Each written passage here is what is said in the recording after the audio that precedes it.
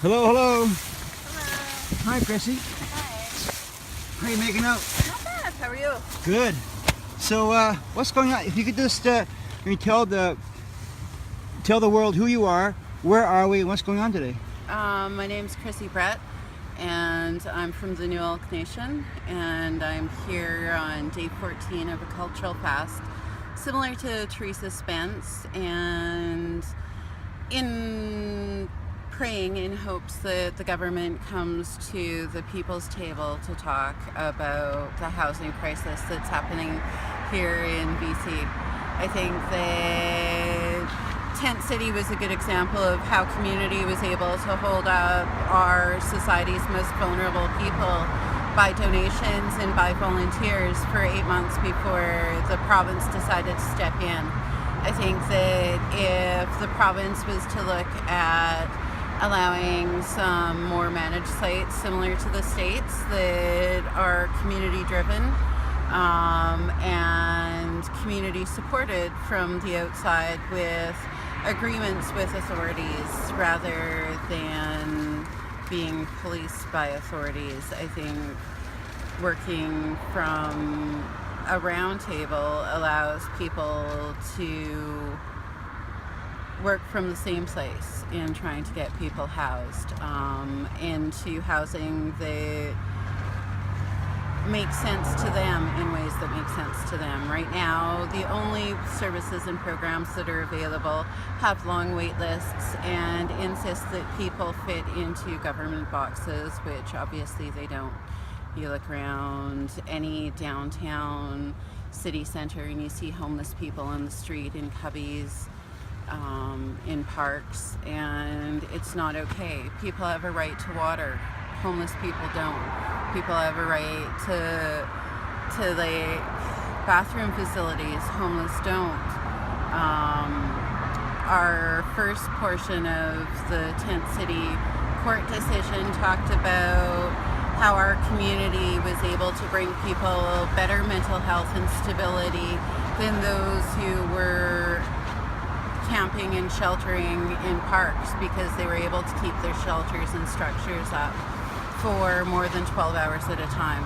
So I would just like to see the government start looking at outside of the way boxes of dealing with housing crises. Hamilton right now is looking at pairing seniors with students and employed people so that seniors can stay in their home longer and be able to finish their life in a home that's sitting empty, and sometimes they're unable to keep because of the high costs of yard work and healthcare. So by moving someone in, they're able to reduce their costs for things around the house so that they can utilize their money for healthcare and home care support costs. So I think there's lots of outside of the way boxes that the government could look at. I think that with the Supreme Court of Canada decision saying that non-status and Métis have the same land rights as First Nations, I think that maybe a trial urban reserve would take away from building and bylaw codes so that tiny homes could be built for homeless people, and that it could be something that's funded by people's social assistance checks. People talk about how much Tent City costs, but they don't talk about the fact that people who are on social assistance and they aren't paying rent at the time because they're homeless, the province is saving $375 a month from each of those people.